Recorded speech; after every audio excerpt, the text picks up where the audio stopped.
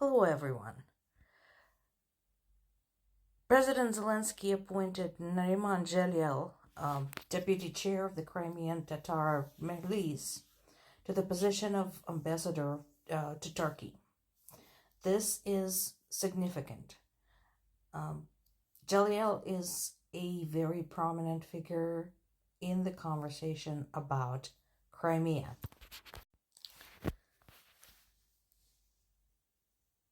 Following the occupation of Crimea, Russia banned Majlis, which is the representative body of the Crimean Tatar people, declaring it as an extremist terrorist organization.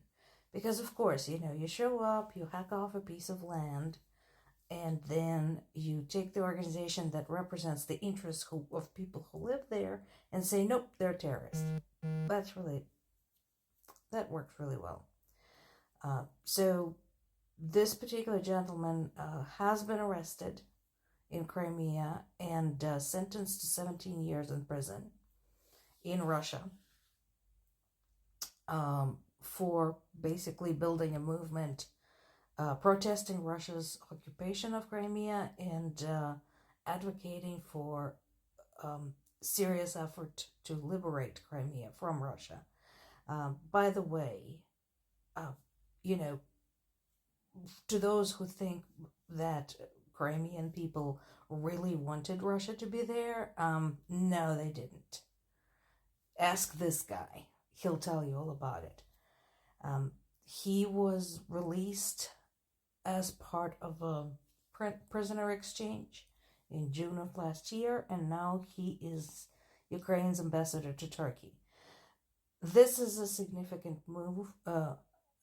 It really sticks it to Russia in a lot of ways, because this man represents Crimea, represents people of Crimea, and now he occupies a serious, significant diplomatic position in the region. So we'll see. We'll see how this goes. As most of us may have expected, the Istanbul meeting has come to nothing. Since Putin decided not to come, Trump decided not to come, and then Trump said, well, of course Putin is not going to show up if I don't show up. So the whole thing about, let's sit down and negotiate, and let's do so immediately, it's all basically crap. Russian delegation is an insult because it includes none of the high-ranking Russian officials and is headed by a blogger. It's basically headed by a Russian propaganda blogger. They couldn't even be buggered to send a decent delegation, which again, to anybody who says, well, why don't they negotiate? Here's why. Does this look to you as if Russia wants to negotiate? The whole thing got so meaningless and turned into such a waste of time that even Marco Rubio found his balls and spine and said something to the effect that maybe possibly Trump and Putin need to participate if they really want to show they care. I would also like to remind everybody that once upon a time, even though he is a Republican, Marco Rubio was one of the staunchest critics of Trump. Why he decided to go and kiss Trump's ass is incomprehensible to me. At times, like this one, he demonstrates that he still has a brain and he still has a really decent understanding of some things. But he chose to become a member of this administration. And you can see his level of discomfort when we see those meetings in the Oval Office with foreign dignitaries. he can't possibly be in agreement with Trump's foreign policy, but since he had kissed the ring, there's nothing he can do. Let this be a lesson to all conservatives, including prominent conservatives.